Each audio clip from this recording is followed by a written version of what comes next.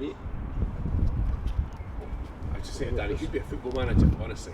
It's like, I know the highs are good, but like, wow, I'd be. There's no many of them. James, we were just saying to Danny, it's one of these things, such fine lines. Either performances have been good, even if you've not been quite getting as just as possibly a win you could have had against United here on Wednesday, and certainly a great first half performance. And you had the goal, you had the game, and it just doesn't quite pan out in the second half. Yeah, that's football though. You need to be clinical, like we spoke about in both boxes now. It's going over old ground, but you brought the question up, fine margins. Max Anderson tucks that away. We go 2-0 in front, but look, we shot ourselves in the foot, and we know that with that game. But we've got to put it to bed, and we move on to Tynecastle tomorrow night. A place that you actually got a really good result, very solid performance. It was, as you say, it was one of these things. You were good in both boxes that day. You got the goal to get the point, and you were certainly really robust in the defensive side. And here, you gave them a really good game. Again, perhaps they were fortunate to get all 3 points, such a tight game.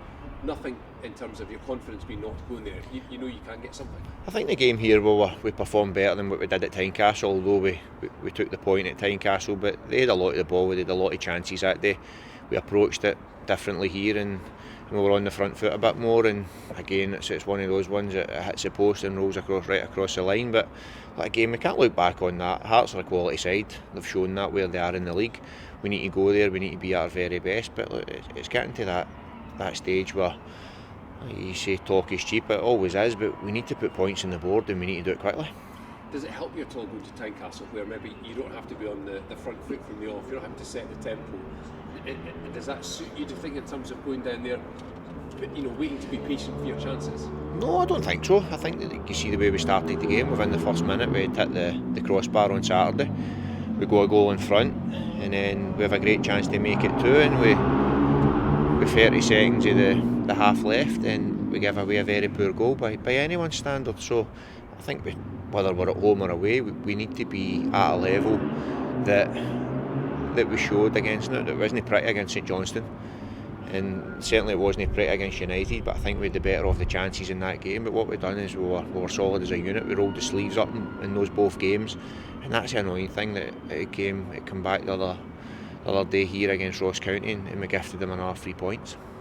Now, obviously, the difference in the Premiership often is what's happening at the top end of the pitch for you. Zach Rudden, fantastic for him to get off the mark, because that's a monk off his back straight away, and he looks to be right up for this kind of fight for Dundee. Yeah, look, he was desperate to get here. We were desperate as a club for 2 and a bit years to get him as well. He's got a lot of developing to do, but I think you saw what he brought to the team in terms of a striker that likes to run beyond. He's a good finisher, he's a team player, and he tired a little bit to the end, so we had to get him off. But no, he's enjoying it, albeit we lost the game, and it'd have been nice for us to, for his debut, not his debut goal, but his first start and his first goal, for us to go and get the win for him. But look, he'll be back and ready to go again for the challenges that lie ahead, and they're big challenges, don't get me wrong, but he's one, like them all, they're right up for it. Fantastic. Honestly, I'm just do it. Cheers, thank you. Of course. James, obviously results affect confidence. Confidence is affected by results. They both go hand in hand. Do you feel you're in a kind of vicious circle at the moment? Well, confidence is how do you gain confidence, or how do you get confidence? You play well, you work hard, you get results. There's been games that have been terrible. Confidence has been knocked, and we went and got a result at the weekend after it. So look, what you've got to be is resilient, and as a group we need to show a bit more of that. We need to be more resilient. I think when that goal went in, the heads dropped, and that was the sucker punch, but you can't let that affect you in football.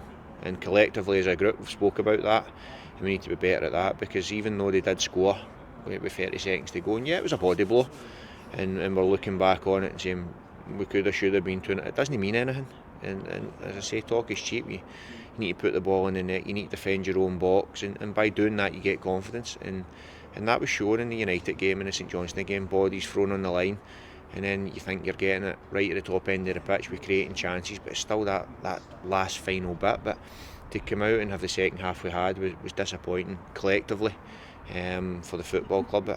Football, the beauty of it is you move on very quickly, and we've got massive tie at Tynecastle tomorrow, which I would imagine will be in front of a packed house as well. You and your coaches are working flat out to try and get things right on the park. Do you feel that somewhere along the line, once they cross that white line, that maybe they're not getting the message and they're not taking it on board? No, I don't think that for 1 second.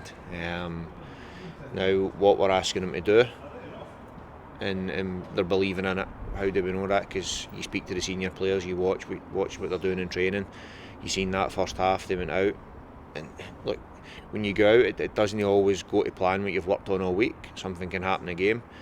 You can never plan for how that first goal goes in or the timings, but what you've got to be is resilient to do that. We weren't, and in the second half we weren't good enough as a group, and that includes, I pick the team, so I take nothing away from myself, but what the players are doing, they're giving everything for the football club. Now, do I get decisions wrong? Of course I do, and I'm not looking for sympathy or a cop-out. When you're the manager, you pick the team, you're in that position that you make the choices along with your coaching staff, and I believe I'm very lucky in the staff I've got here, and the board I've got here, the owners, Gordon, Dave, Martin, all the staff here. But most importantly, we've got the backing of the players, and they're showing that. And people will point fingers at that second 45 minutes, but we took the sucker punch, but let's see the reaction tomorrow night and what we get for that.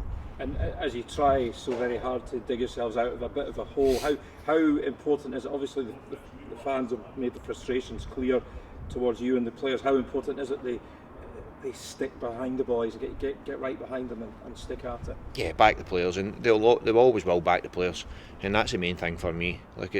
When you're the manager of any club, and there'll be 4 or 5 doing press conferences today in this league alone, saying the exact same thing, that let the stick come to me. You're not happy to take it, because you're a human being. It's never nice, but I'd much rather the players were getting backed by the fans, and any pressure or any noise that can come directed at me, because the players are going out and they're giving absolutely everything for that football club. That's not to say I'm not, but I'd much rather the fans just got right behind those players, because when they do, they help us, and they know that themselves. The players feed off that.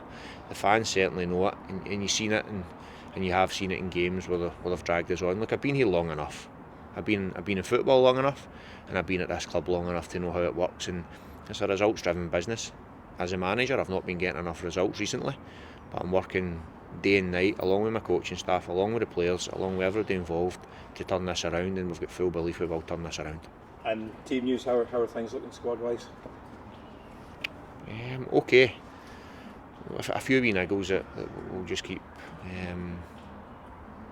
we'll keep quiet at the minute, but no, we should go to Tynecastle strong, yeah, and we're going there again.